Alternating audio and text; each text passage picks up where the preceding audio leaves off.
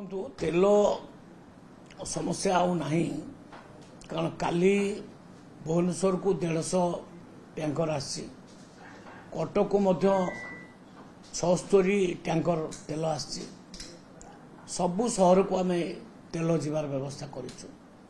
ତେଲ ପାଇଁ କୌଣସି ପ୍ରକାର ପ୍ରୋବ୍ଲେମ୍ ନାହିଁ ଆଉ ये जो आंदोलन कथा अच्छी ये आंदोलन सरकार शीघ्र तो समाधान करने चाहते माननीय मंत्री सहित डिस्कसन रखिंट जारी भावुँ शीघ्र से समस्या समाधान हो तेल कौन सी प्रोब्लेम रही कौन सी माने खुचुरा माने जो माने नौचन तेल से पैनिक हबार आवश्यक ना पैनिक माने समय ना तेल सफिशिएंट मिलूँ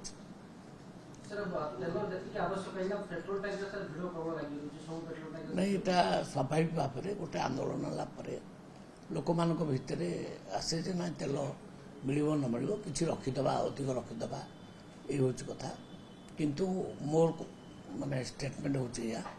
आम सफिशिएंट तेलर व्यवस्था करूँ काली ऑफिसर मानक निर्देश दि जाइए आम सीएसओ एडिशनल सीएसओ समस्ते काम लगे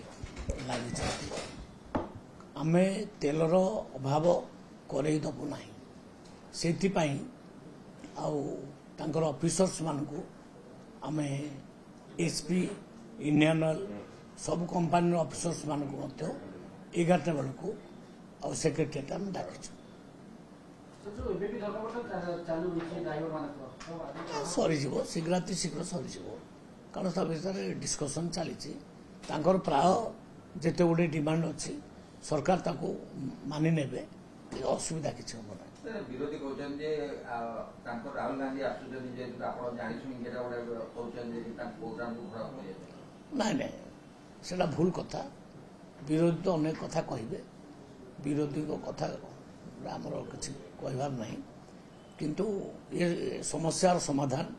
शीघ्र मुझे आज ही डिस्कसन चली आज ही आ तेलर प्रोब्लेम किसी ना